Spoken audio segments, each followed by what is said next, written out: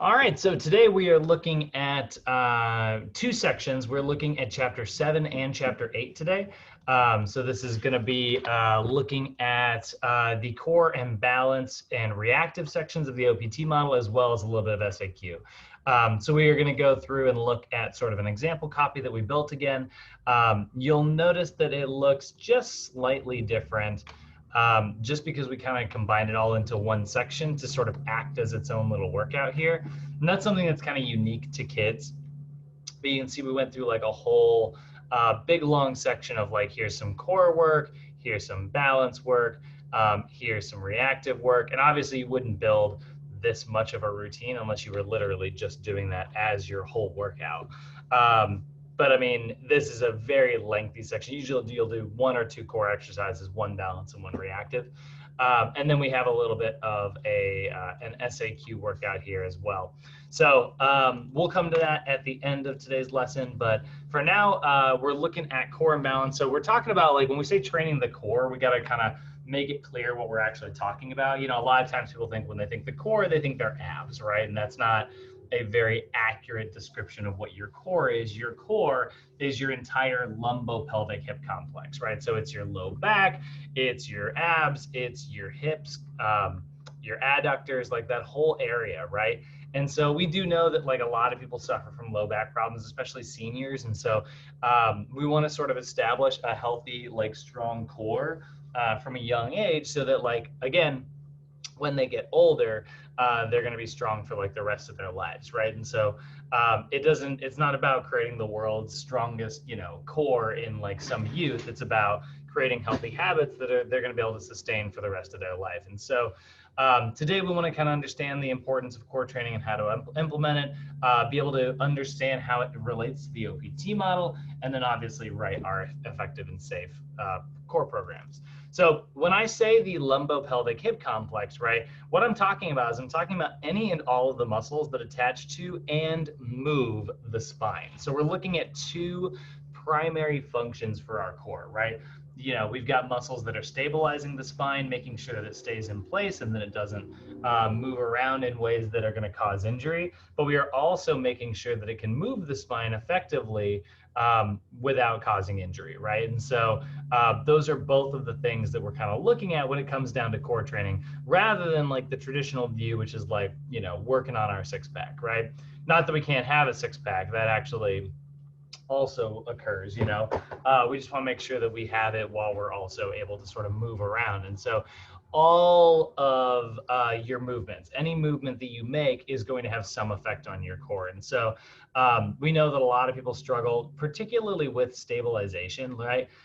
So like one of the reasons we need to sort of work on this is because like as we start to develop physically and like adjust into adulthood, we start to develop like overactivity in certain muscles. And so being able to teach our clients like proper awareness and movement patterns and the way that they're supposed to move, that's going to make sure that their core doesn't experience those musculoskeletal injuries that we're trying to avoid.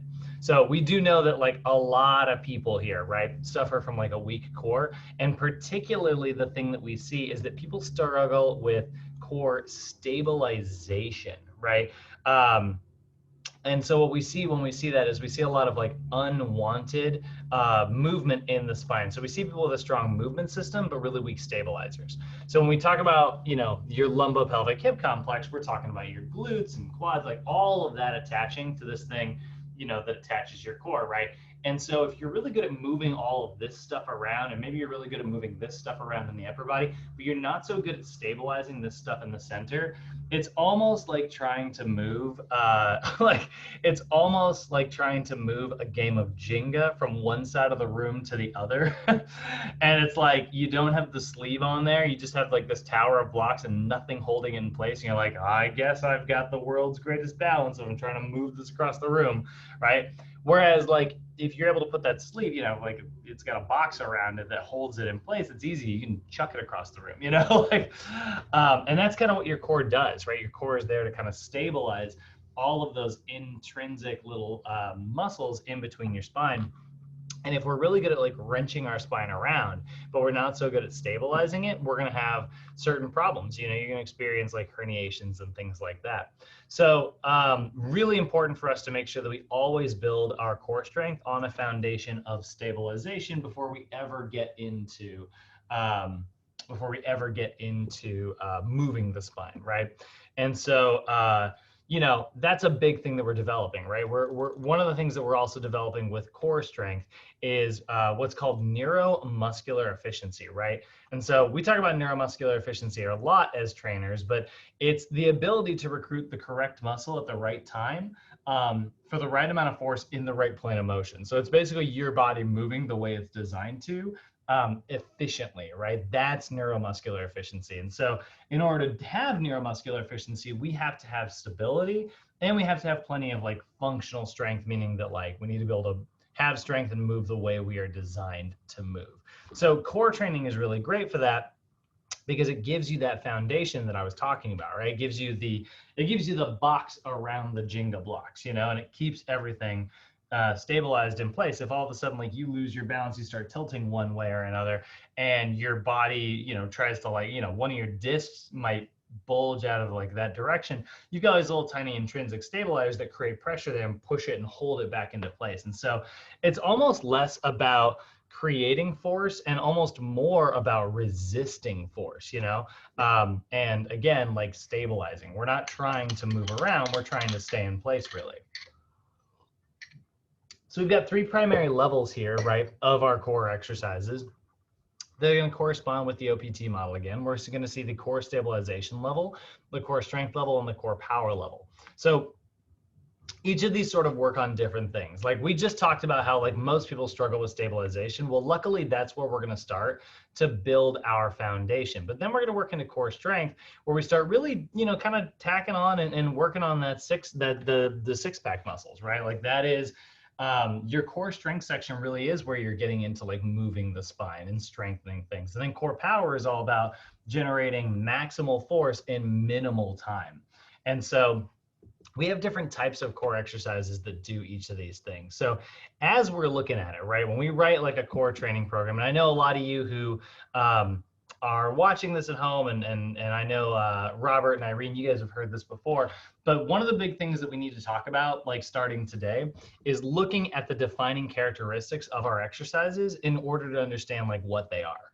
So like when I say something is like what the appropriate core exercise for somebody in the stabilization level is, I'm going to be talking about stabilization level exercises, which are exercises that involve little to no movement of the spine.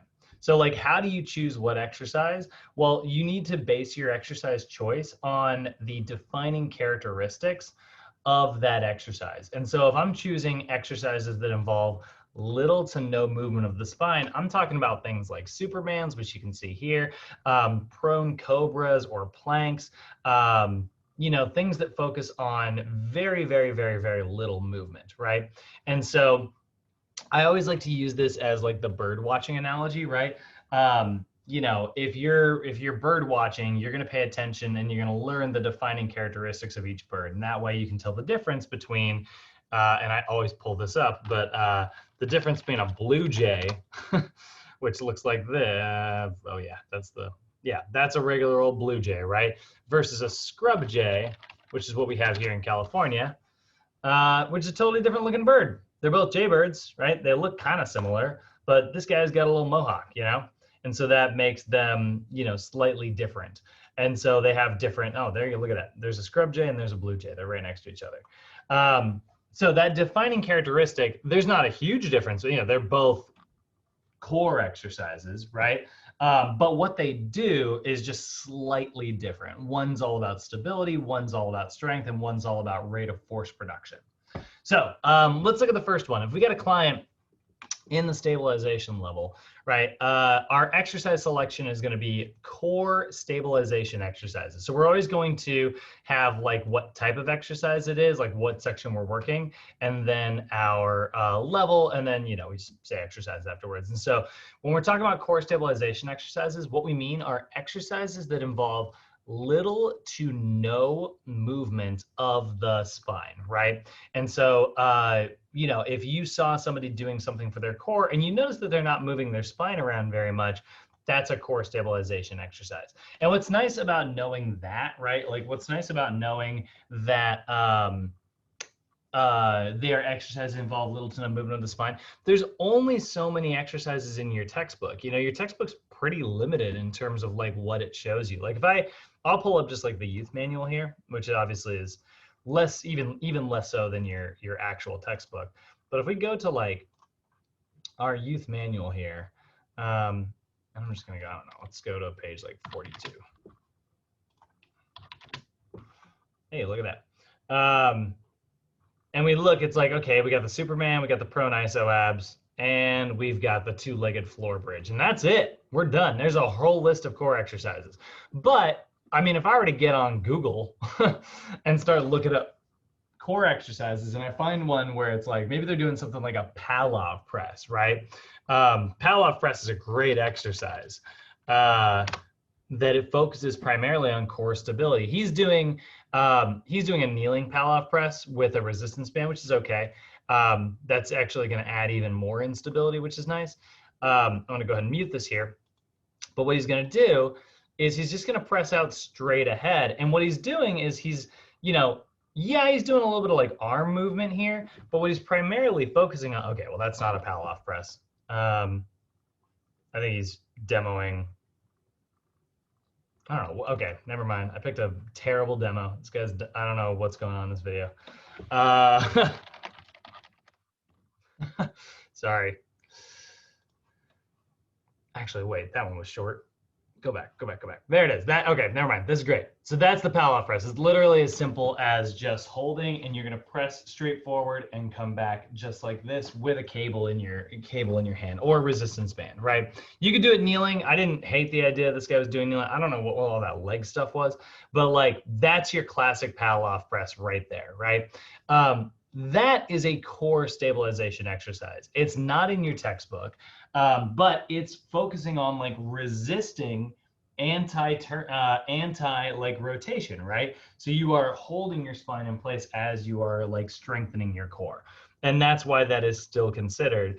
That's why that's considered a core stabilization exercise. So what do core stabilization exercises primarily improve? Well, they're going to work on that neuromuscular efficiency like we mentioned, but their main job is to develop your intervertebral stability.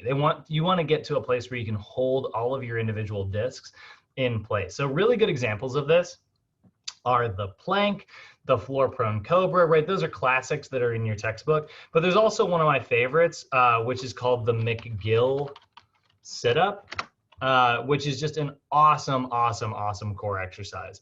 There we go, 44 seconds.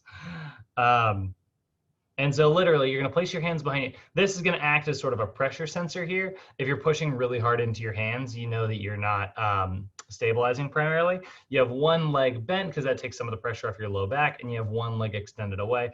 And you're literally just going to do a little half crunch up, and you're gonna hold it. God, what is up with YouTube today? You're gonna hold it for about 6 seconds, and then relax back down rather than doing as many. This guy's kind of just going up and down. He's not really holding. He's doing a little hold at the top, but nothing substantial. That's your McGill setup. And it is an awesome core exercise, like one of my all-time favorites.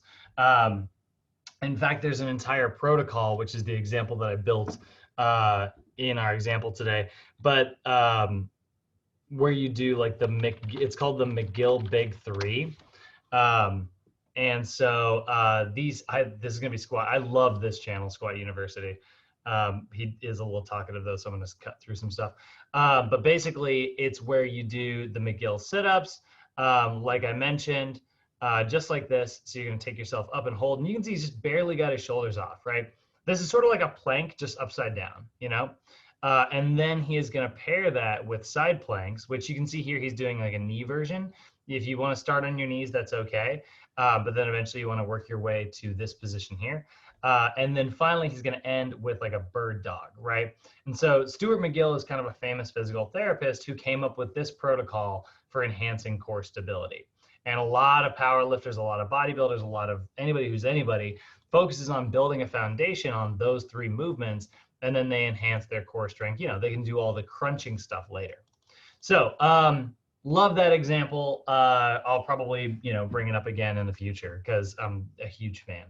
Our next level of training, if we've got a client in the strength level, right? This is where we are going to add more concentric and eccentric movement of the spine. And that right there is the kind of key concept, right? You are moving your spine. You're not stabilizing your spine. This is what a lot of people think of when they think of core exercises. They think of crunches and bicycles and, you know, wood chops and rotations and Russian twists and all these like different things that move you through a full range of motion. And we love those exercises, actually. Like, I'm a big fan of all of those, but we don't want to do them if we don't have a foundation of stability. We do not want to focus on moving our spine before we know how to stabilize our spine. So when it comes to clients in the strength level, whether they're in phase 2, strength endurance, phase 3, hypertrophy, or phase 4, max strength, they are going to be doing core strength exercises because all 3 of those phases are the strength level, right? So these are core exercises. If you're trying to spot them in the wild, right? If you're trying to determine like what type of core exercise is what, these are going to be core exercises that involve a full concentric and eccentric movement of the spine. So she's doing a crunch right here. And this is one of my favorite examples of a core strength exercise. I love to bring up this one because, you know, she's on a stability ball. So those are stability ball crunches, right? And I love to ask people, it's like, what level would you put the stability ball crunch in? And a lot of times people go stabilization, right? They hear the word stability ball, they know that it's wobbly and unstable, and they know that it's like focused on like, you know, holding yourself, right?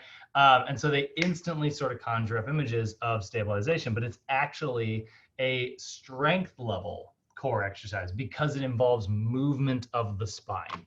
So anytime it involves movement of the spine, that is a strength level core exercise. So this enhances our ability to recruit core musculature through our full ranges of motion, which is great. Like, we're a big fan that we can do that. Again, we just don't want to do it unless if we don't have proper stabilization. So good examples of the stability ball crunch. That's what you're seeing here. Back extensions, that's that classic one where you kind of hinge over and bring yourself back up, right? And then Russian twist, that's like the twisting one that you do with like the medicine ball on either side. Those are all really great examples of core strength exercises because they move your spine through this complete range of motion there.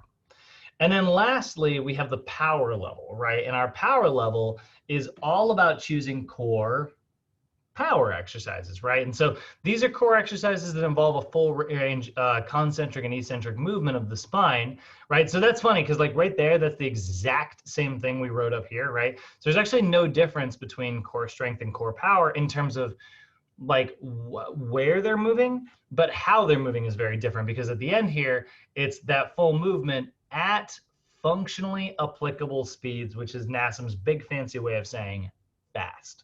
Right? So now, like if she was doing like, let's see here, like stability ball crunch, right? So here's a great example of just like your classic, oh God, Scott Herman, no. It drives me crazy. Oh my God, and there's Athlete X too, both these guys. No. Guys, by pulling up these videos, I'm tainting my own like search history on YouTube. I'm gonna get ads from both these weirdos for the next 3 weeks. All right, so here's our stability ball crunches, right? It's a classic, awesome core exercise. Use that stability ball and you crunch straight up.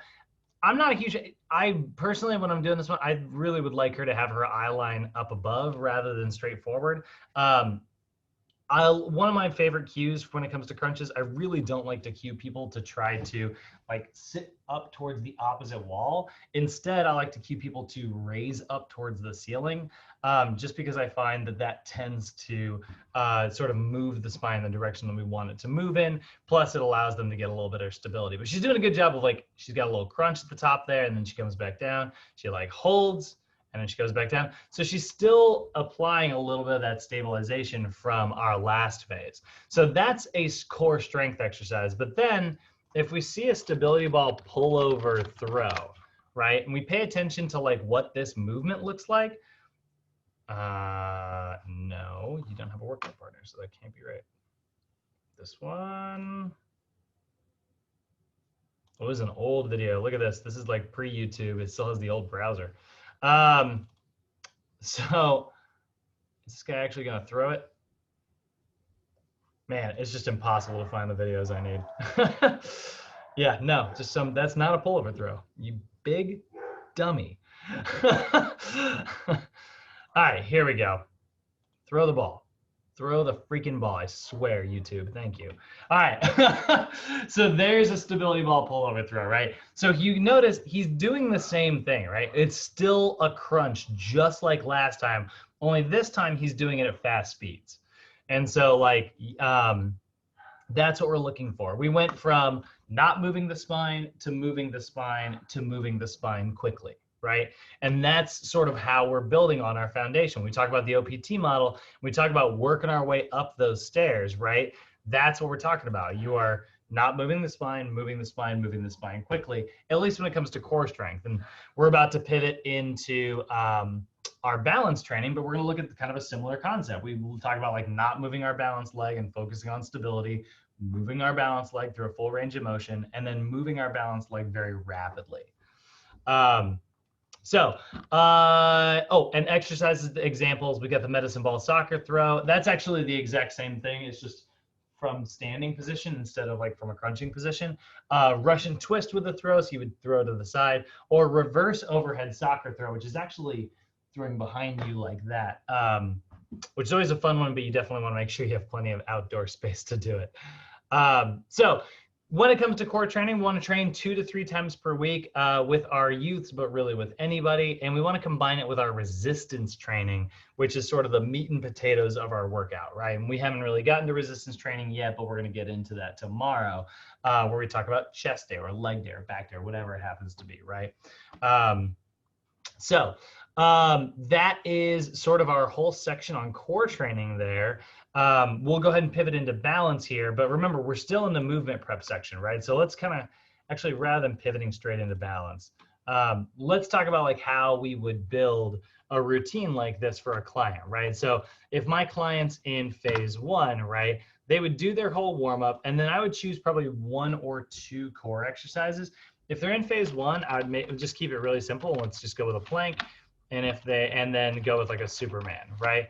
And we would do between 2 to 3 sets of those things. So let's go with 3 sets. We would do 12 to 20 repetitions. Now, a plank and a Superman can both be performed as like isometrics. So to sort of simulate that, I'm just going to go 30 seconds on both these, right? My tempo, I'm going to write isometric.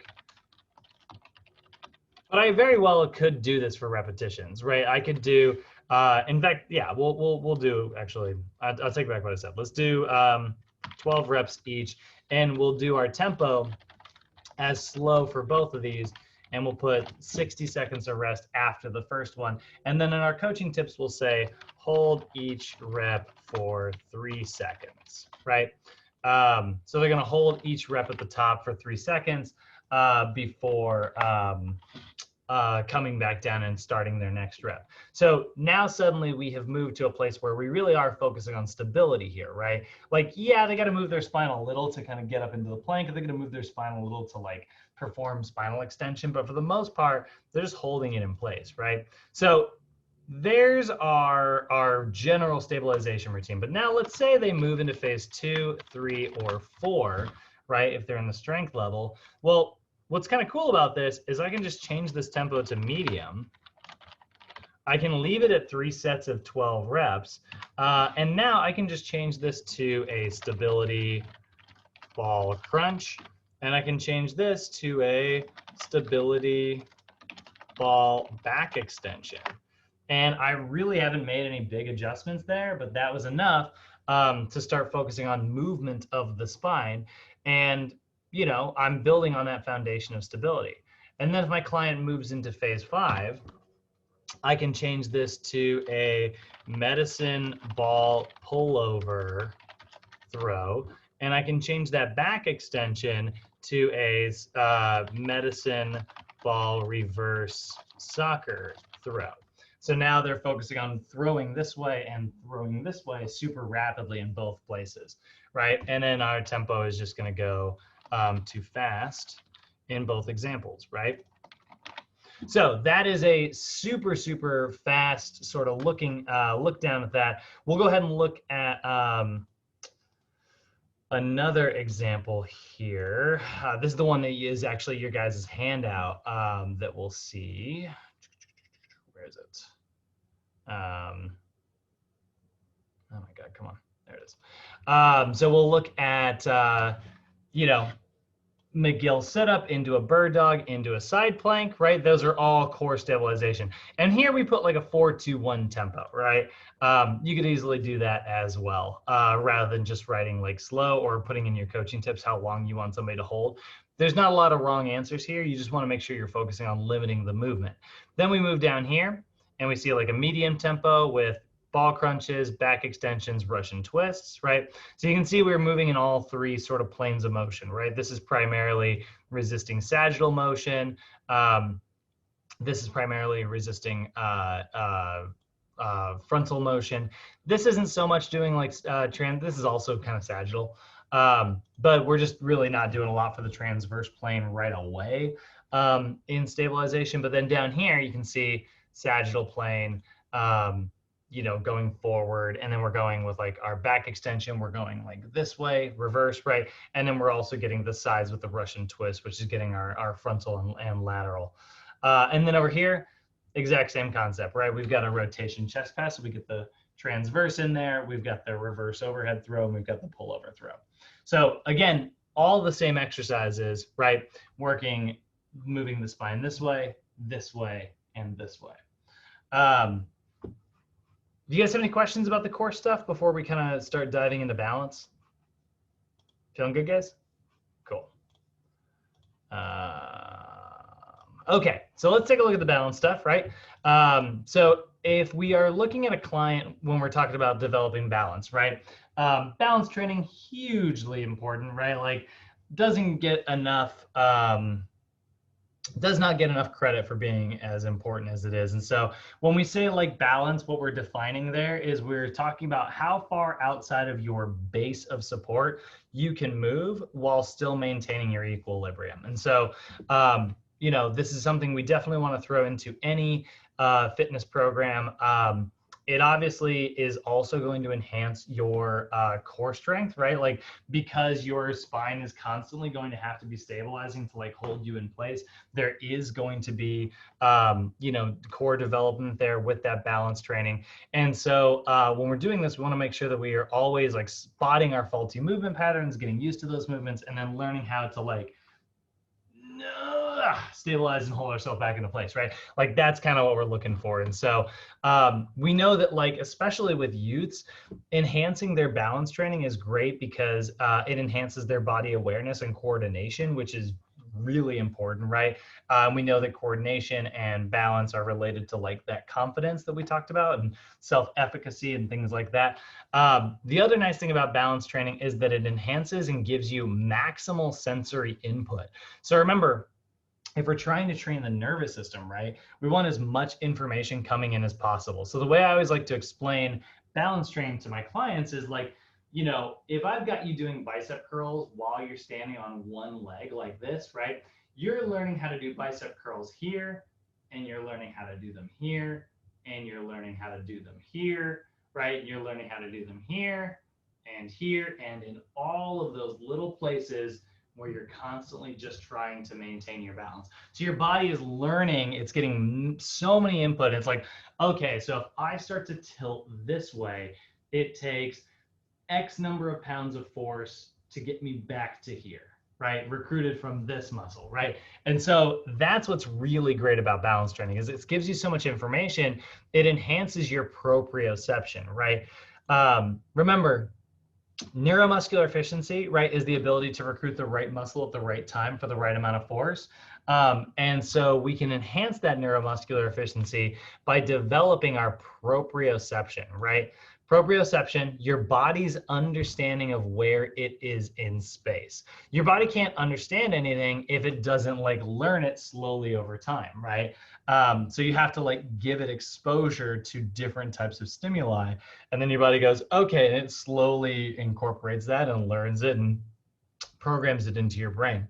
So, this is why when you see like an infant get up and try to start walking for the first time, like they have no idea what they're doing. They're trying to recruit muscles and their nervous system's like, we've never done this before, like, and it has to kind of slowly figure it out over time. But then it slowly starts to realize, okay, well, if I start to tilt this way, if I recruit my core muscles, that gets me back to neutral. That's how I maintain my balance. So I can take my next step and then I start to rotate this way, but then I squeeze, right? And so like, the more you do balance training, the more you're giving your brain and your body information to interpret. And that's hugely important. So proprioception, your body's understanding of where it is in space, definitely enhanced thanks to our balance training, which is why we are such a big fan.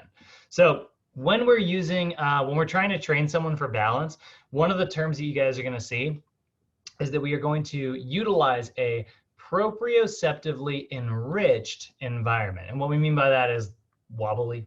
That's really what it means. But it's an environment where the client is unstable, but they are still like in control. We don't want to just like make somebody super unstable and like all of a sudden like, tear an ACL or something like that because they don't know how to balance. What are our most common proprioceptively enriched environments? Well, you're going to have like a specific progression for things. This is where all the fun little pieces of equipment kind of come in. But you want to sort of work your way from the floor, which is a very stable, flat environment, onto like a balance beam, onto a half foam roller, onto an RX pad, onto a dyna disc. So when I say like balance beam, right?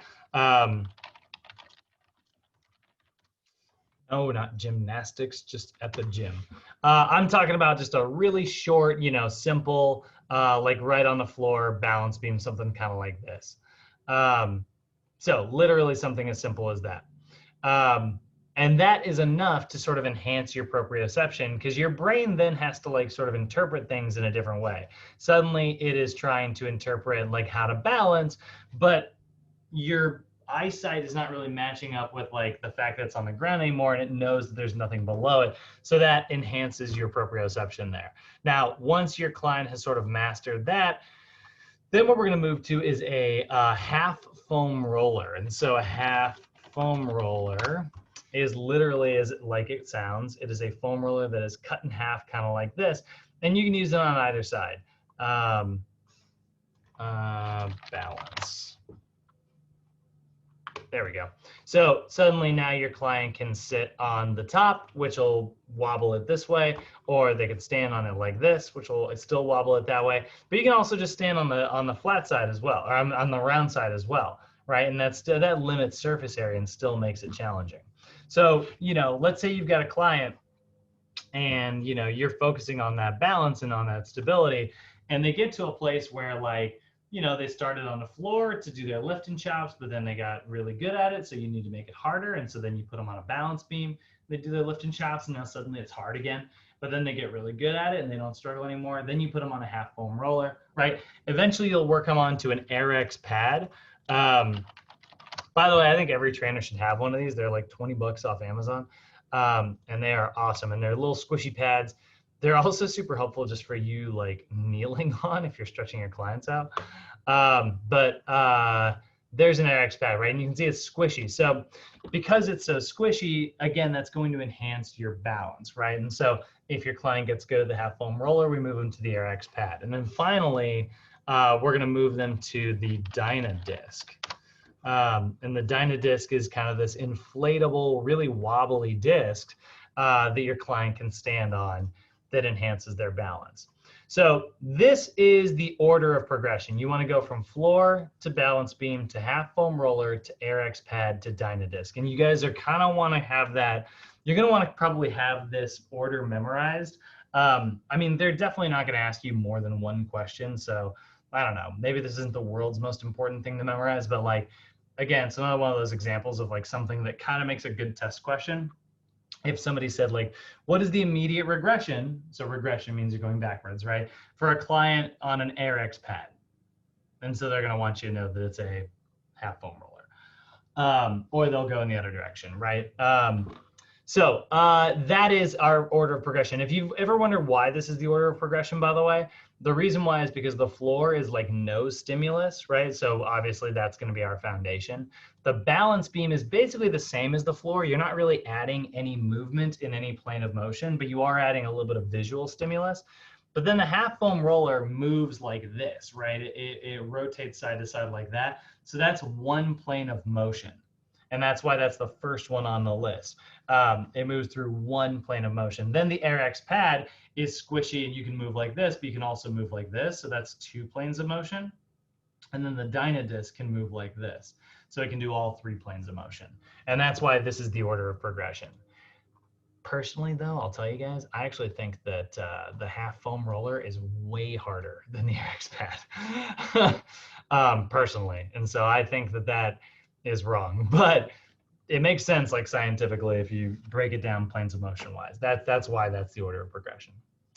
So now, same concept here, right? We are still going to see, stabilization level, strength level, and power level, and we are going to progress our clients depending on like what level they are in, right? If they're in the stabilization level, we've got defining characteristics for our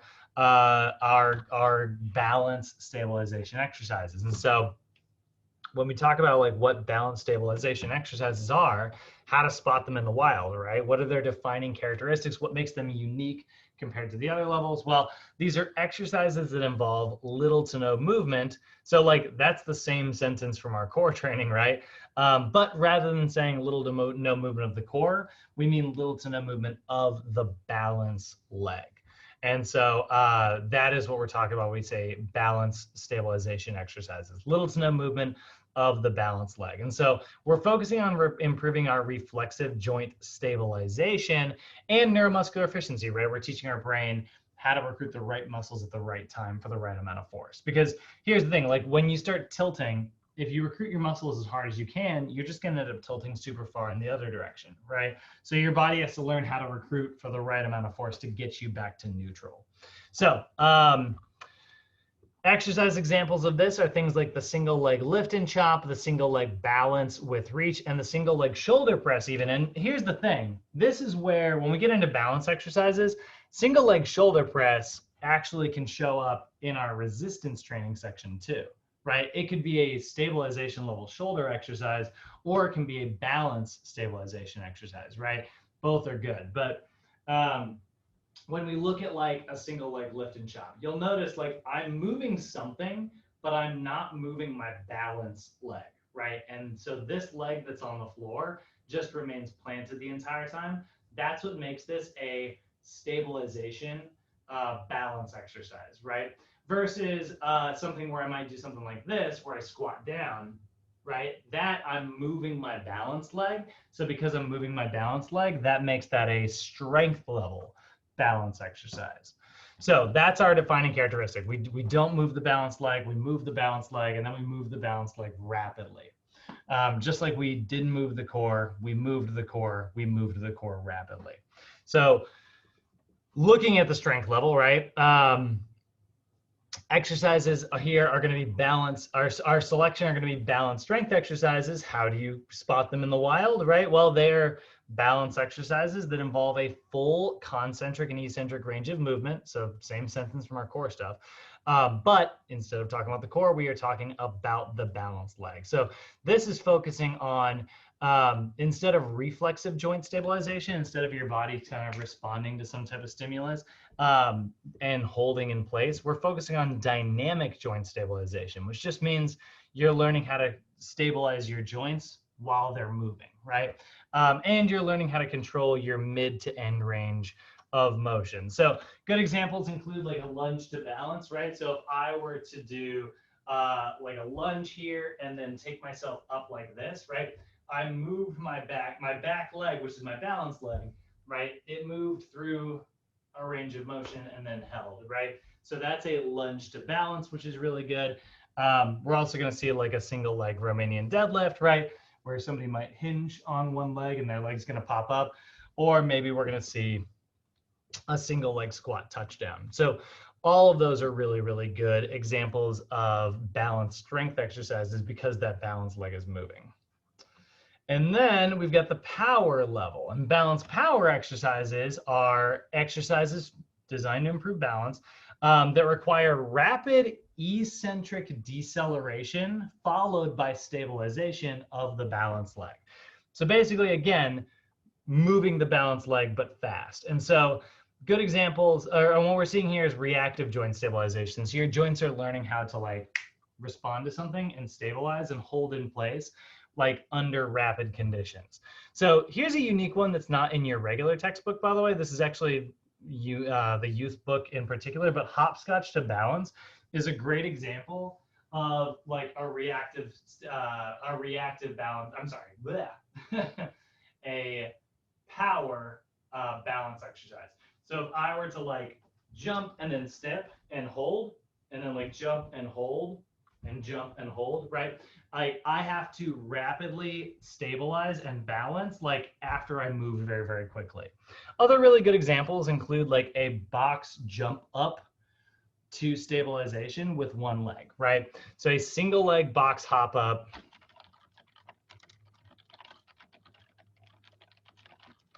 with stabilization is a pretty freaking hard exercise, but the stabilization part is what makes it a balance exercise, right? And so he's going to do so that's a transverse box hop up to stabilization, right?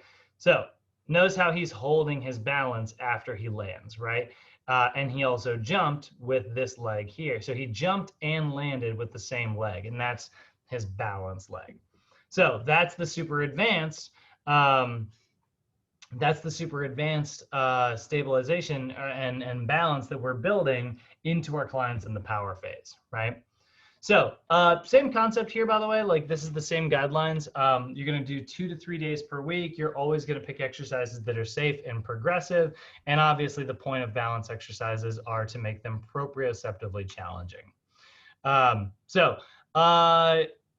Again, to just kind of summarize everything up, when it comes to your core training, we are working on neuromuscular efficiency, stability, and functional strength. We are going to always progress from stabilization into strength into power. And balance training is all about developing your body's awareness by giving it multi-sensory conditions where it has to like get maximal sensory input and understand different parts of like where it is in space and how it needs to recruit. We want to do both these about 2 to 3 times per week. And we want to combine it with our general resistance training for the entire body. You know, you don't just have to have like a core balance reactive day. It can be combined, you know, before your workout. Like I always explain to people, it's a really great opportunity for you to turn on any underactive muscles. So we did 3 examples here in each of our phases. We got the single leg lift and chop, right? No movement of the balanced leg. Single leg balance with reach, frontal, and single leg balance with reach transverse. And basically what that is, super simple. It's hands on the hips, and so you reach. That's the sagittal plane, that's the frontal plane, and that's the transverse plane. And so that's the single leg balance with reach. And it's great. It's a, you know, both those are all awesome. And you'll notice I didn't, you know, I was moving my right hip. I didn't move my left leg. That's why it's a balance phase 1 stabilization exercise. If I move over here to a single leg squat touchdown, Romanian deadlift, or a lunge to balance, right? Each of those are moving through each of our planes, right? We've got a sagittal, we've got a frontal, and we've got a transverse. And all of those involve movement of the balance leg, right? If I'm squatting down, I'm squatting down on my balance leg. If I'm hinging at the waist, I'm hinging on my balance leg. And if I'm lunging to the side and coming back up, I'm doing that with my balance leg. And then we've got single leg box hop up with stabilization. And we've got a box hop down with stabilization. And then we've got ice skaters to stabilization. So again, like if I were jumping with one leg and landing on it, right, straight forward, I could do that to the side. And I could also do like an ice skater, which is very transverse because I'm resisting rotational movement. So those are our balance exercises. Did you have any questions about that? Yeah, I got a couple of questions. Nice. Let's say, since we're in the youth section right now, what if our youth comes across like a sprained ankle or something like that? Or, like you when you were younger, you tore your ACL. My girlfriend, she tore her meniscus when she was younger as well too. Oh, yeah. So how would we work with that? So obviously, like if those injuries, if you're working with somebody who has like those injuries, they should have already gone through like physical therapy before they get to us.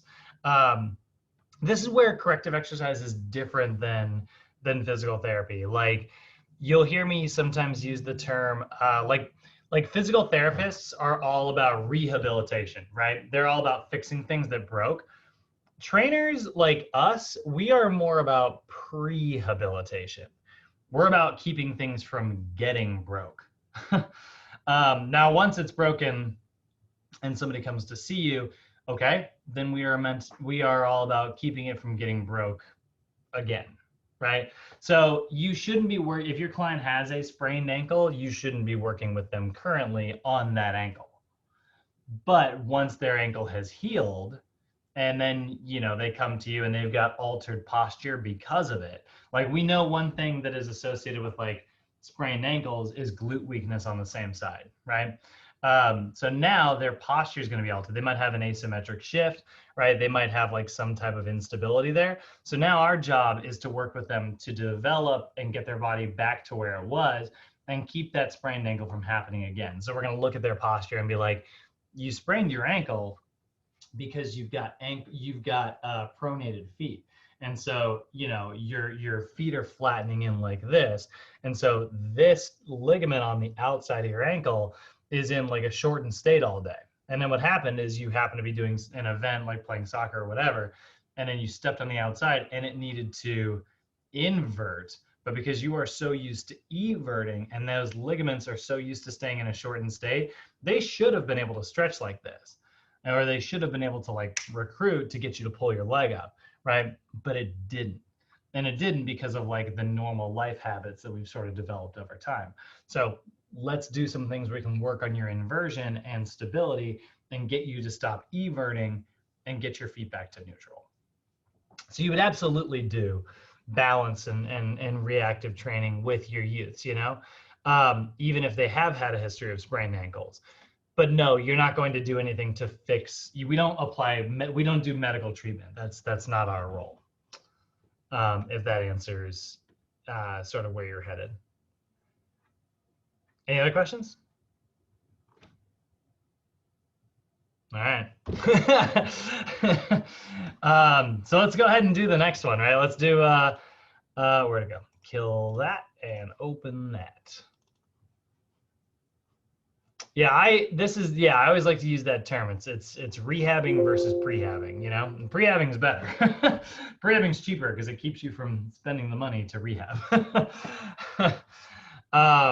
Yeah, that's what I was saying because a lot of people, you have to go do your physical therapy and then they don't do their physical therapy and then right. Altered joints and ligaments and bones and stuff, Yeah. See, that's the thing. That's the other thing about physical therapy. Like, I love physical therapy, but one of my issues is that a lot of times people like they get hurt and they go to physical therapy and then they're like, the pain went away, and then they go back to being sedentary, and then they get hurt and they go to physical therapy, and it's like, dude, just fix it. So stop putting duct tape on the problem. Like just fix the problem. Yeah. So let's go ahead and look at chapter 8 here. So this is kind of unique. Normally, like you'll notice in every other program design class, like this is such a unique thing to the youth class. But normally we do core, we do balance, and we do reactive. They're all kind of one conversation, like they're usually meant to be all taught together as like the movement prep section. But I think that plyometrics can be so well incorporated into the fun part of SAQ training that NASM, is really putting a little emphasis on the fun here. And so like, you'll notice we've got plyometric and SAQ training kind of thrown together in one chapter. So we're going to separate them and sort of look at them individually. But looking at our SAQ training, or I'm sorry, looking at our plyometric training, this is another part of movement prep traditionally. So when you see a blank OPT template, right, you've got your core, your balance, and your reactive training, right? This is your movement prep. Again, the way I like to describe this, this is your chance to turn all your overactive stuff off in your warm-up. This is your chance to turn your underactive stuff on in your movement prep. Then you get into your workout and you move the way you're supposed to move. So normally we would do a core exercise, a balance exercise, and then this is where we're diving into reactive exercises. So a lot of times people are like, what the heck are reactive exercises? Well, they're more commonly referred to as plyometrics or plyometric exercises, because obviously being explosive is also part of, you know, athleticism and having a human body, right? But I like the term plyometric, I do, but I prefer to use the term reactive because I think that it kind of paints a picture of really what our goal is with these exercises, which is to teach your body how to rapidly react to something, right? So like, for instance, when you think about like what a jump is, right? Like if I were to jump, you know, and just go through like a whole big long jump, my toes instantly, like when I start like jumping off the ground, my toes are like, where's the ground? You know, like they're like, oh, we're not touching anymore. Got it. And then my nervous system is keyed up and primed up to like sense the first nanosecond when I hit the floor, like as I come back down during my landing. And so when it does that, the second it senses, like here, imagine this is my toe. The second it senses any pressure, boom, all of a sudden it recruits my glutes, quads, hamstrings, calves, and like stabilizes my core. It turns everything on. And the more I train that, the faster that happens. We're talking about, you know, a nanosecond. We're talking about milliseconds here, right? Very, very small time. We want to teach our nervous system how to react to things as fast as possible. I don't want it to be like, I don't want to like get to a place where I land and all of a sudden my body goes, whoa, and then tries to recruit all my muscles and I crumple onto the ground. You know, like I want it to learn how to react and land from the get-go. So that's why I like to use the term reactive training. NASM is more often, I think, going to use the term plyometric training, but they mean exactly, they're the same thing. There is no, like, these are the same. So just interchangeably in your head, call them both. So what are reactive exercises? They are explosive movements that focus on rate of force production and reactivity to ground reaction forces. So it's literally your nervous system learning how to respond once it hits the floor. And then we've got our SAQ training, our speed, agility, and quickness training, which are sort of three separate components within this sort of one section here. And so it's training for speed, which is the ability to move from point A to point B as fast as possible. Agility, which is the ability to accelerate, decelerate, and change direction as fast as possible. And quickness, which is all about reacting to an external stimulus and changing body position as fast as possible. And so we'll be looking at both of these sections today. So our objectives is to understand the importance of plyometric and SAQ training, which I think we've already done a little bit of, determine what exercises are appropriate for our youths, and design effective and safe programs. So when I talk about plyometric training, I'm talking about like jump training or reactive training, right? Again, they are the same thing. And so they are rapid eccentric contractions followed immediately by rapid concentric contractions. So examples of things like hopping, jumping, bounding, which is my favorite. There are small differences between these, by the way. These are not in your textbook. These are not official terms. But if you ever wanted to know the difference between like jumping, hopping, and bounding, they are technically different. Jumping is 2 legs to 2 legs. Hopping is 1 leg to the same 1 leg. And bounding is 1 leg to the opposite leg. And there you go. There's your weird definitions for the day. But yeah, they are actually technically separate things. And so like we can work on all of those, right? Like if I wanted to, train my client to develop like single leg power, right? I would focus primarily on like hopping exercises where they land on one leg and then jump on that same leg immediately afterwards. Or bounding exercises where it's like they jump from one leg to the other, and that's all about like learning how to transfer. And then jumping is really great too because it's just very explosive and gets maximal recruitment of those gluteal muscles. So the thing is, plyometrics are always going to be a rapid eccentric contraction first, followed by a rapid concentric contraction second. So remember, eccentric means that your muscle is lengthening. Concentric means that your muscle is shortening. So you have to lengthen your muscle out so that you can let it go like a rubber band and cause the shortening to happen afterwards. That's what we call a stretch shortening cycle. And so when you think about like loading yourself into a squat jump, right? Like if I go from here, I'm in a lengthened position, right? So then if I squat down, I'm in a shortened position here. If I squat down, that's a lengthened position, which means that I have all this tension that wants to like, get me out of that position. So then I'm gonna shorten my muscles and I'm gonna get a big explosive contraction, right? So that's what a stretch shortening cycle is. I lengthen something out, which creates a lot of tension. So then my body wants to shorten it naturally. And I'm going to, contract maximally at the same time and get a big explosive movement. So stretch shortening cycles, right? If we're breaking that down, your muscles are kind of like springs or like rubber bands, right? And so when you do a big lengthening, a whole bunch of energy is stored, like when you overstretch a rubber band, right? And then when you do your concentric contraction and you shorten that rubber band, all of your energy is getting released.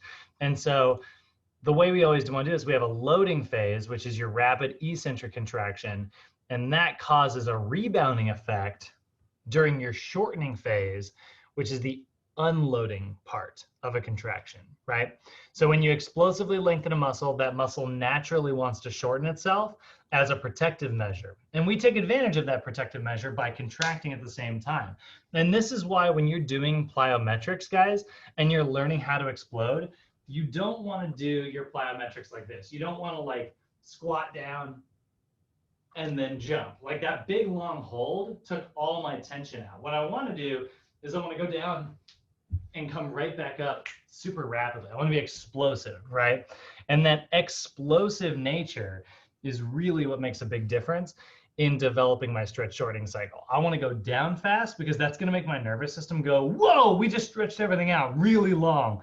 And we did it at the speed of light. That's that's dangerous, right? So what my nervous system is going to do is it's going to contract in the opposite direction. And I'm going to contract simultaneously, getting more explosive power. Does that make sense, guys? Cool.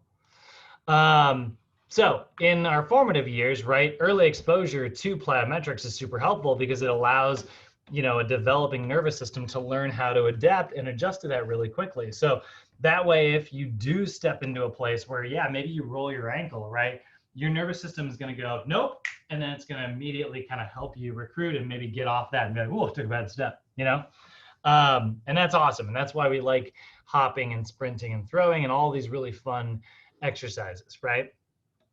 The other nice thing about reactive exercises is they are pretty high impact. And so, it's going to help strengthen your bones and connective tissues, which obviously reduces your risk for, musculoskeletal injuries. So we're a big fan of that. When you are writing in a plyometric routine, the big thing you just want to ask yourself every single time is, these three questions. Is it safe? Obviously, that's hugely important. Is it progressive? Meaning, did you build it on your foundation, or did you be like, all right, welcome to day one of the gym. Let's go ahead and start backflips today. That's not very progressive, right? Start with a squat jump, then start to learn squat jump with an overhead reach, right? And then eventually they learn how to do a back handspring or something. And then ask, is it fun? That's huge for training youths. They want something that's engaging. They want something that's fun. So we're going to see our 3 levels here: stabilization, strength, and power, right? Again, they're using the term plyometric. You could use the term reactive here. Both are good. So how do you spot plyometric stabilization exercises in the wild? How do you tell the difference between what is a plyometric stabilization exercise and a plyometric strength exercise or a plyometric power exercise? Well, plyometric stabilization exercises, you're going to notice the same key sentence here. They are exercises that focus on landing mechanics and involve little to no movement upon landing. So there's our little to no movement sentence again, right? So these are exercises that are primarily focused on developing landing mechanics. I really don't care how high my client can jump if my focus is stabilization. What I care about is how well they can land. So if they land and their knees are pointing or caving in, right? I'm going to say, okay, great. Hold that there. Push those knees out. Feel that. I want you to get to this position and then try again. And then they jump again. And so you're actually going to hold your landing for about 3 to 5 seconds while you're in stabilization. So your plyometric stabilization, like if I did a squat jump to stabilization, right? Which is the stabilization version of a squat jump. Regular squat jumps look like this, right? And I'm just jumping over and over and over again. Squat jump to stabilization looks like this. Right, I held my landing for 3 to 5 seconds. And what I'm going to do as the trainer is I'm going to look at like what their foot alignment is, what their knee alignment is. And let's say they land like this. I don't know if you guys can see this yet. Let's say they land like this, right? I'm going to come by and make an adjustment, be like, see, now keep your chest up, hold that, feel it. Great, relax. Now get into that position. And then they're going to learn how to land better and better and better and better every time they do it. So I'm not so focused on them jumping super high. I'm focused on them learning how to land the way they're supposed to land. So that's why we call that reactive, you're reacting to something, neuromuscular efficiency. So good examples are what we see here. That's a box jump to stabilization, squat jump to stabilization, which I just did, or a tuck jump to stabilization. That's the one where you jump and drive your knees up. So hold your landing position, correct that posture, right? Now, all of those are different than box jumps, squat jumps, and tuck jumps. And this is where the distinction's a little weird. But let's see here, NASM. Come on, NASM, hook me up. There we go. Okay, here's a box jump to stabilization. Oh, no, it is not. What? This is literally the NASM YouTube channel. I just lost my whole mind. So that's not true. Do not pay attention to this. This is a box jump. And the reason I know that is because she's not holding her landing for 3 to 5 seconds. That is a box jump, not a box jump to stabilization. Let's see if they get it right in the next one. Okay, there we go. So she got her landing here, right? So this is a squat jump to stabilization. Oh, this girl. All right, well, I'll take it, I guess. So that's a squat jump to stabilization versus a squat jump, which would look like this. I know it's not a huge distinction, but notice how she's kind of holding her landings a little long, honestly. But that is the difference. If you hold your there's a difference between a box jump and a box jump to stabilization. The difference is that you hold one of the landings for 3 seconds, and the other one, you just go right into your next rep. That's the distinction that I tried to find on YouTube. I'm not bitter. You're bitter. So that's the stabilization level. Let's look at the strength level. So strength level are, we're going to choose plyometric or reactive strength exercises. These are exercises that involve a full dynamic range of eccentric and concentric motion, but the difference is that they are performed at a repetitive tempo. You're going to do your first rep, you're going to go right into your next rep, right? So this is all about like not holding your landing position. So you can see here he's doing like box run jumps, right? So that would be something where he'd have like one foot on like a box, and so he'd like jump like this, right? It's very similar to like split lunges, which looks like this, right? Also really good, by the way. So you're not really holding your landing. You're just trying to get right into your next repetition. So dynamic joint stabilization rather than reactive joint stabilization. You are here, by the way, improving rate of force production. So this is where, okay, now I care a little bit about how high you're jumping. Now I want you to give me maximal effort, right? But because it's also going to help us if you give me a big jump. What's great about this, by going rapidly into your rep and then right into your next one, that rapid lengthening happens, right? And so you're actually developing your eccentric strength. You're developing your lengthening strength, which is something that we want. So it's a very good thing. Squat jumps rather than squat jump to stabilization. Tuck jumps rather than tuck jump to stabilization. And then butt kicks are another really good one that I threw in there. Butt kicks are basically just a squat jump where you basically this and then stand and then land. Sorry if my demos are not that great, by the way. I'm in socks on a hardwood floor and I'm in limited space. But I still think it's better than YouTube, which has been failing me a lot today. Lastly, now this is where we get into plyometric power. Now, a lot of people are already like talking, already we can tell that plyometrics are explosive and rapid and stuff, but now we're also in the explosive rapid level. So it's like, hey, you want some power to go with your power? I got you some power, This is very explosive, very, very quick movements. So the difference between strength and power is not huge, but you will see there is a distinction. So these are exercises that also involve a rapid eccentric and concentric movement, but you are performing them as fast as possible. This is happening super explosively. So he's doing here's a really good one that's not in your regular textbook. This is a youth specific one, but just a four-way box jump, right? So he's going to jump from box to box to box to box to box to box to box.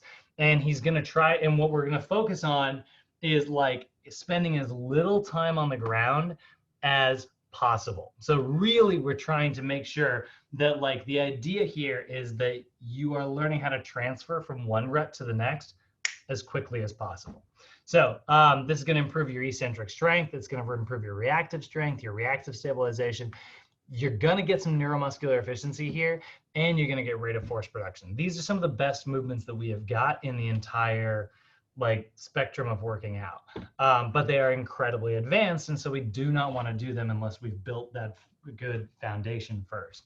So proprioceptive jumps, which is what you're seeing here, right, where you're literally just going boom, boom, boom, boom, right? That's a really good one. Ice skaters, right? Ice skaters are going from one repetition to the next, and then high knees, literally just driving those as fast as you can. Those are all really great. Do you guys remember I showed this video? Let's see here. SAQ.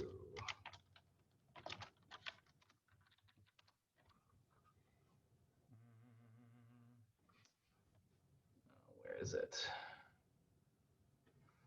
You know what?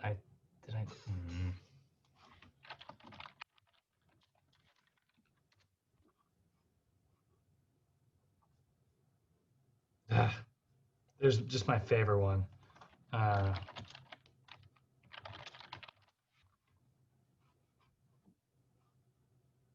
come on. I just pulled it up on Friday. I should have it in my history. But I've watched too many freaking videos since then, so I know it's not. No.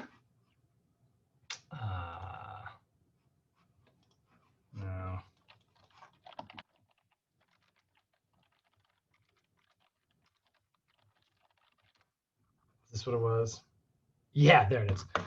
SAQ soccer workout. All right, so this right here, this guy who is super freaking fast, going through an entire obstacle course here.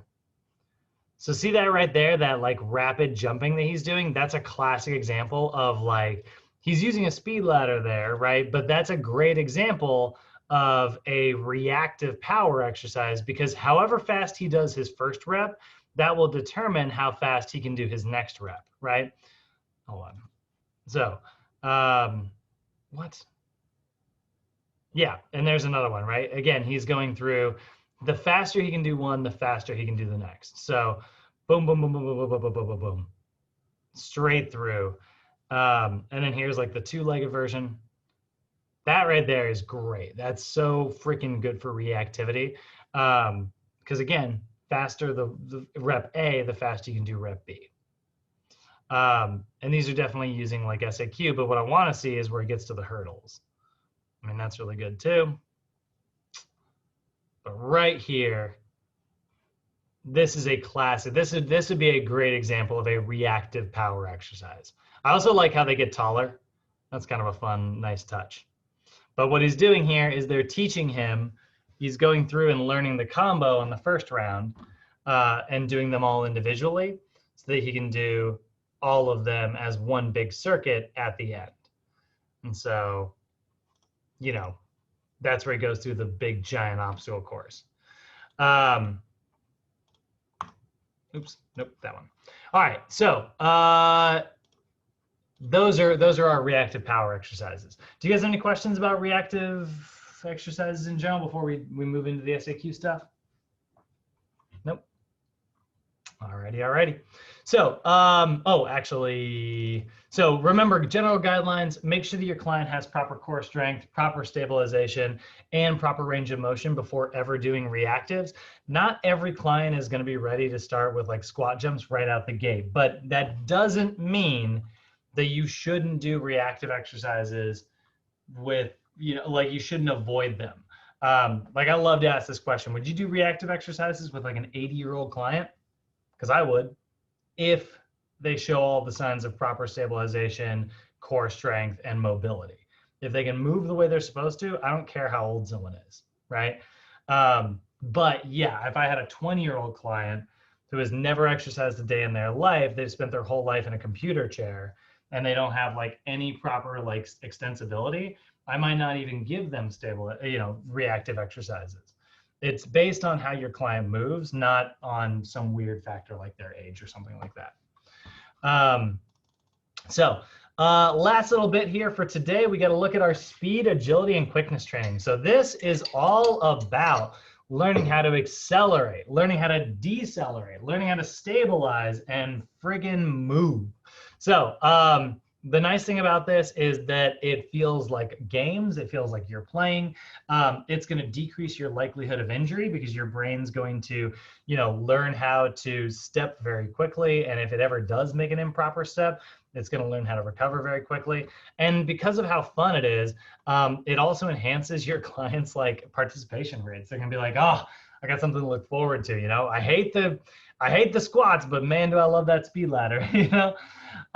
So we're teaching our clients how to develop reactivity here as well, right? They are reacting to ground reaction forces, right? The second they touch the ground, they're going to learn how to recruit and get right into that next step. This is why you always like hear the term light on the feet, light on the feet, light on the feet, right? What we mean by that is just want to get you from one step right onto the next one. And we want you to recognize that you've touched the ground because you're ready to go for your next rep. So when we say like speed, agility, and quickness, speed is very linear, right? It's very much like traveling in a line. Agility is all about traveling in multiple directions.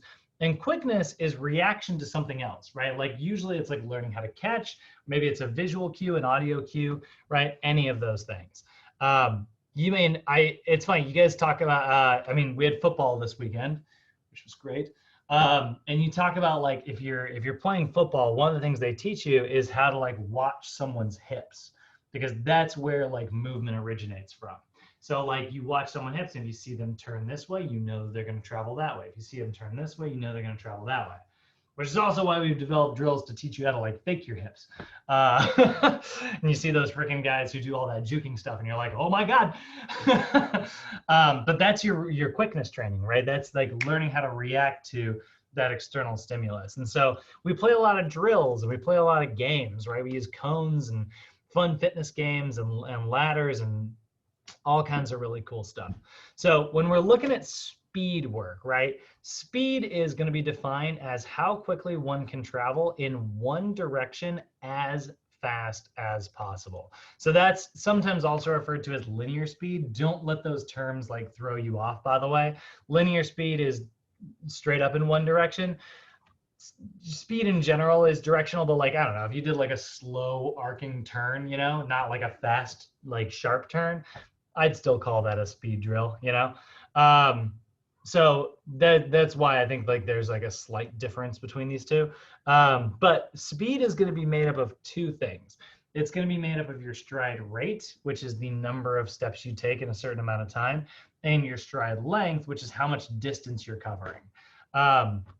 So we do not want to have too high of a stride rate, because then you're not going anywhere. Your run would look something like this. Very slow, very fast. You know, super fast stride rate, but I'm just not getting very much distance every time. But we also don't want to have too much stride length either on the other side of things. We don't want to overstride. Overstriding is what sort of leads to like a lot of energy loss when we're running. This is where we, oh, look, oh, oops. So when you look at like overstriding, boy, I hope that this is the video that I want, or a video that I want.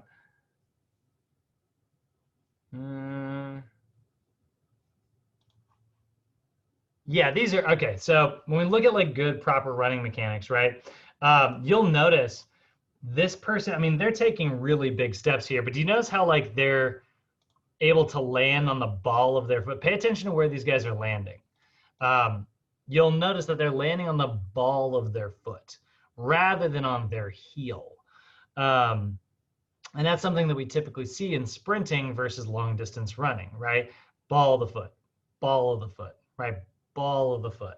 So that is because their stride length is not so long that they have to like overextend and then they get their heel down. Did you guys hear that? It was barefoot. Like that's what landing on your heel does every time you run heel to toe. This is why me personally, I'm a big fan of midfoot striking, even in long distance running. Now that is not a stance that NASM has. That's a me thing. But I'm a big fan of like basically barefoot technique without actually running barefoot. Like I don't need to be out there like actually barefoot, but you'll often see a lot of like overstriding. I don't know if he's going to have an example here, where people will run heel to toe, and your heels are your brakes. Like there's so much impact coming in the opposite direction. Let's see here.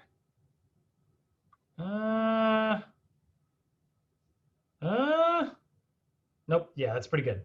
So that's like a midfoot strike right there, right? Versus what you sometimes see in these big long strides. I think he's just showing a bunch of good examples. Is this a bad example? Give me a bad example. There we go. All right, so he's landing on his heel. So his length is so long. Theoretically, the idea behind this is like, well, if I take a longer, length, then I'll finish the race faster. But the problem is you're actually applying brakes every single step. So you lose a lot of speed when you're doing that. This is where, again, I don't want to get into this too much, but this is where we get into like the modern conspiracy theory and it's not a conspiracy theory. It's just, you look at like the modern running shoe. There was a book that came out years ago called Jogging. Let's see here.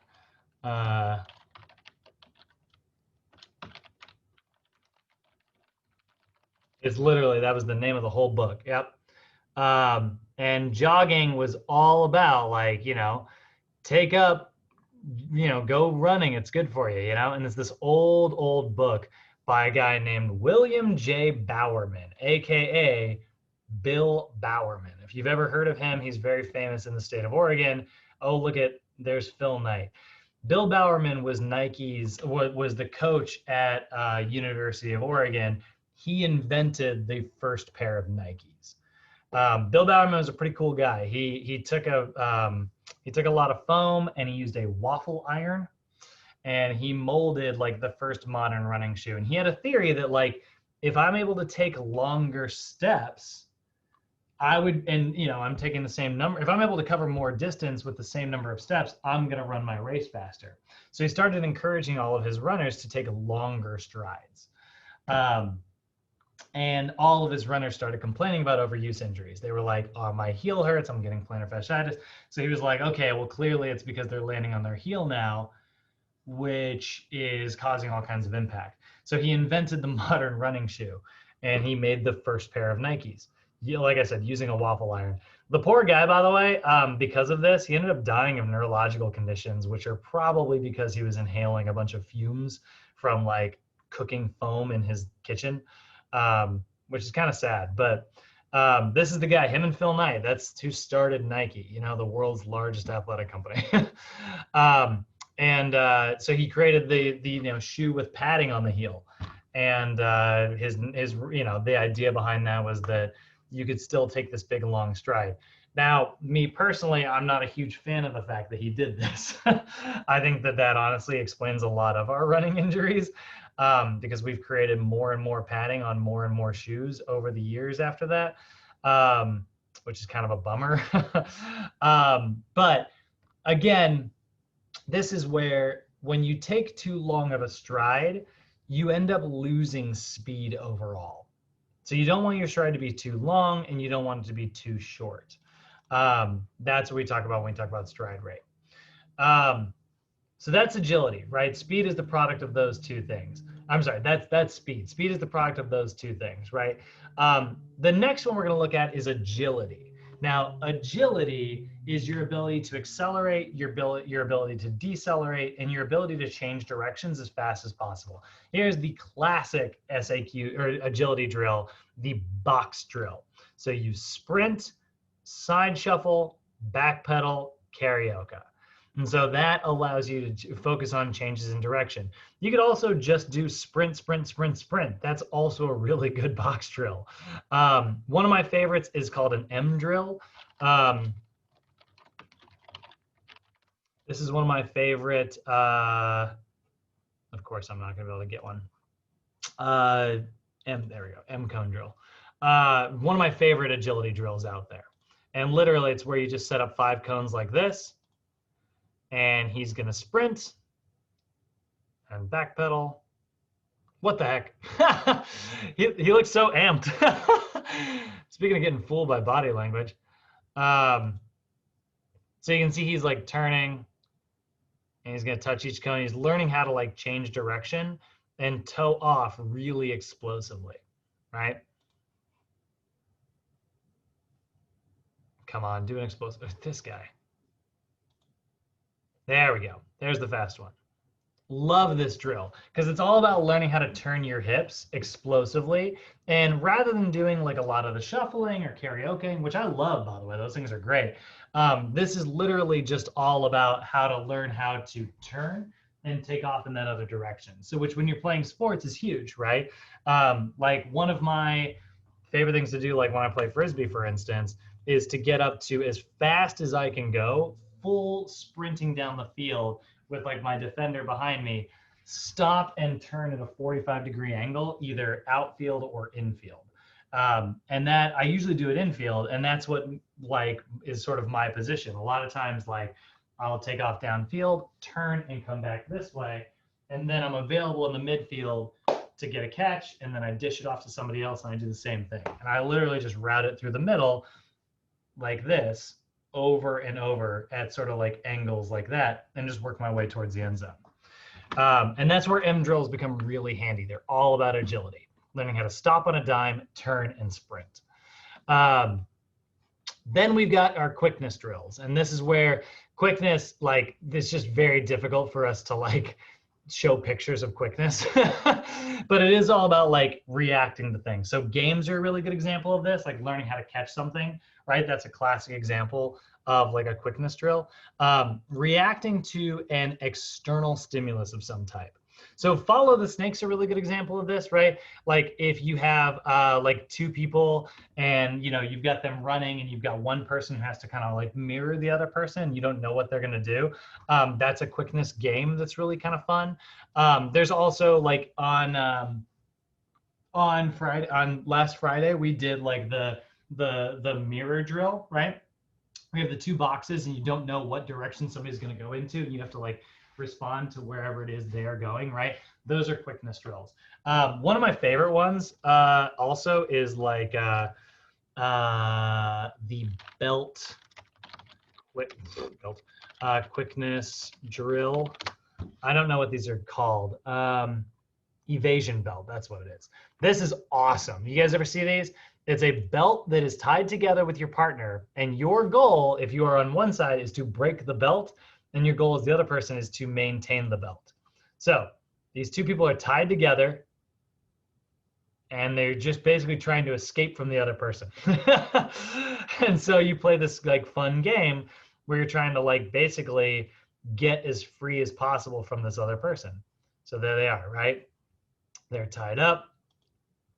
One person's chasing, one person's sprinting. So kind of a fun one. Love that drill. That's a great sort of quickness thing. Or if you do like the modified cone drill, which modified cone drill is really simple. That's where you actually stand in a box, and then your trainer stands outside of that box and tells you to run to cone 1, 2, 3, or 4. And so then they're going to shout it out and point and say 3. And you have to run back and touch cone 3 and come back to the center. 3, and they have to run back and touch cone 3.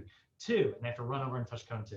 They don't know what number you're going to say. You don't know what number you're going to say until you say it, right? Like, and so they have to respond to it as fast as possible. So when it comes to writing programs, this is slightly different. We don't have SAQ stabilization exercises, SAQ strength, and SAQ power. Instead, what we do is we give our stabilization clients primarily speed exercises. We give our strength clients speed and agility exercises, and we give our power level clients speed, agility, and quickness exercises. It's really kind of similar actually to the cardio, right? You got stage 1, which is zone 1, and then you got stage 2, which is zones 1 and 2. Stage 3 is zones 1, 2, and 3. So in the stabilization exercises, you're going to hear this definition here, which means speed, but it's exercises that involve limited horizontal inertia, so you're not changing direction, and limited unpredictability, meaning you know what's coming. So primarily you're focusing on speed. It's a big fancy way of saying speed drills. So speed ladder, sprinting, track drills, right, where you're doing maybe like high knees or butt kickers, like all those fun little track workouts. All those drills are really good for developing your speed. Then we got the strength level, right? These are exercises that allow for much more horizontal inertia, but you still have limited unpredictability.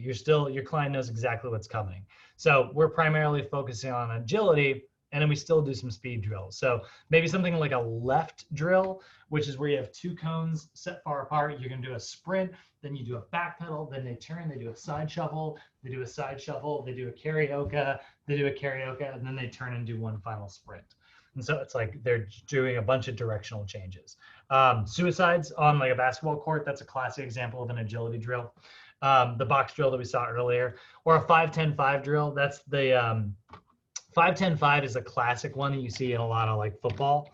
And so this is actually part of the NFL Combine even. You'll see the 5-10-5 drill.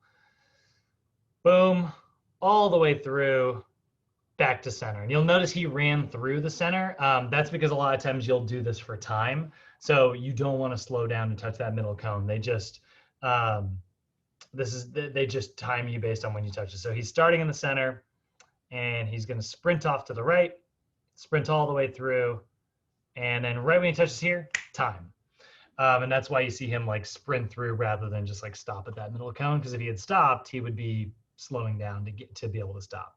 So that's the 5-10-5 drill, 5 yards, 10 yards, 5 yards. Sometimes it's referred to as the pro agility drill.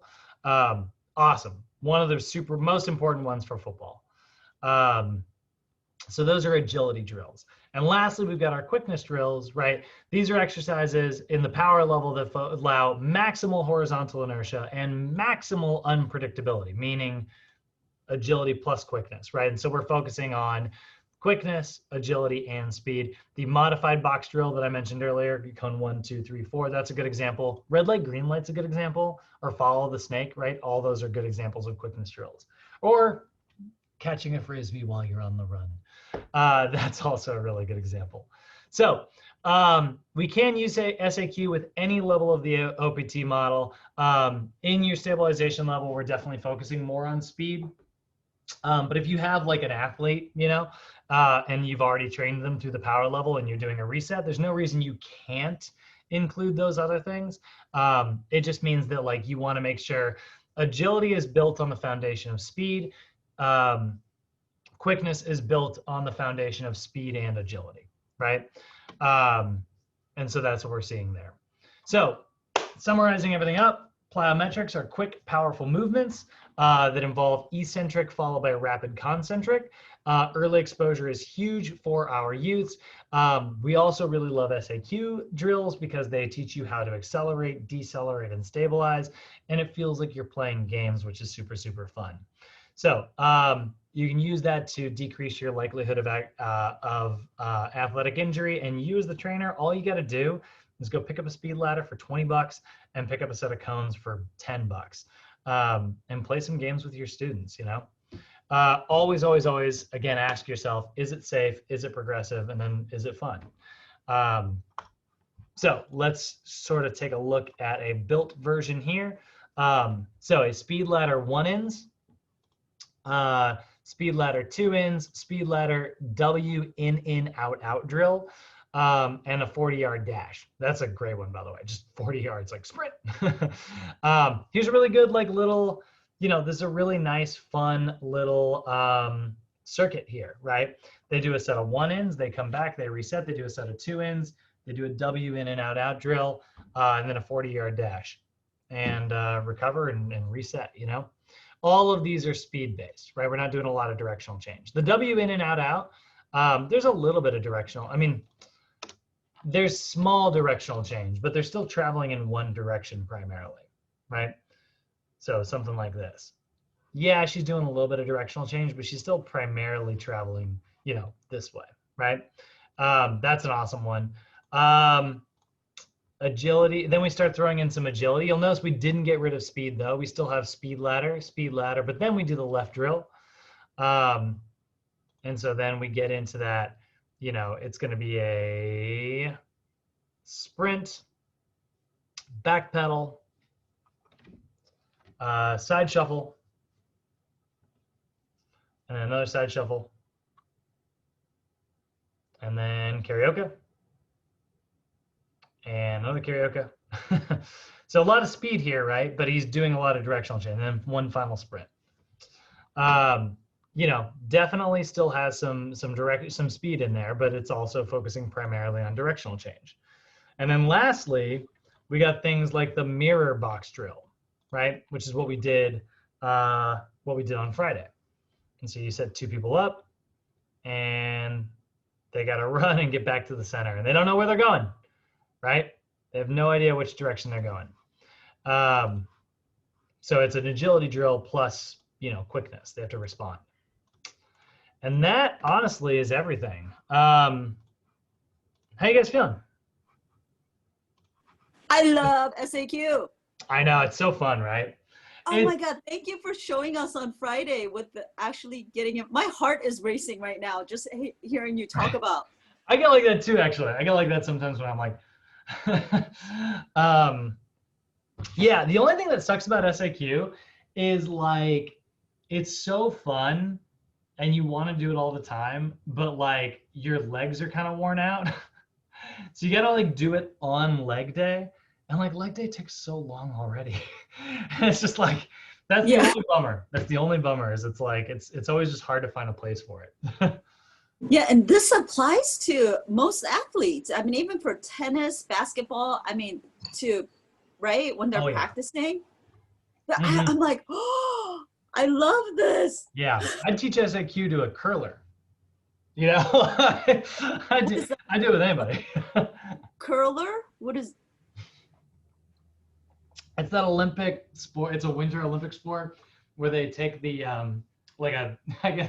it looks like a kettlebell, but it's like an iron almost, and they slide it on the ice, and it's shuffleboard. Like, and they have like a team member who's there with a broom, and they like. Oh my God! I never even knew. It's so weird. It is such a weird sport. It's always on at like 2 in the morning. Curling. Without alcohol, like shuffleboard though. Yeah. Yeah, it's so funny looking. But it's, I mean, like, I'm not saying it's not hard. I don't know how it's like a team thing too. Like you have your team member who like scrapes everything, but you're trying to get it to land in the center. So yeah. For many years? I think so, yeah. I know too. I don't know. Somebody, I can't remember, somebody made a joke where it's just like, it's what you do in Canada when you have nothing else to do. Go get the iron and a broom. So. Oh. All right. Well, I'm gonna let you guys out of here. We did it. We got done. We actually managed to stay like on time. So I need to save this as something else. Let's just go desktop. We get homework today, right? We do get homework today. Yeah. So we'll have homework. It'll cover. Yeah, it'll cover basically the movement prep section plus cardio. So.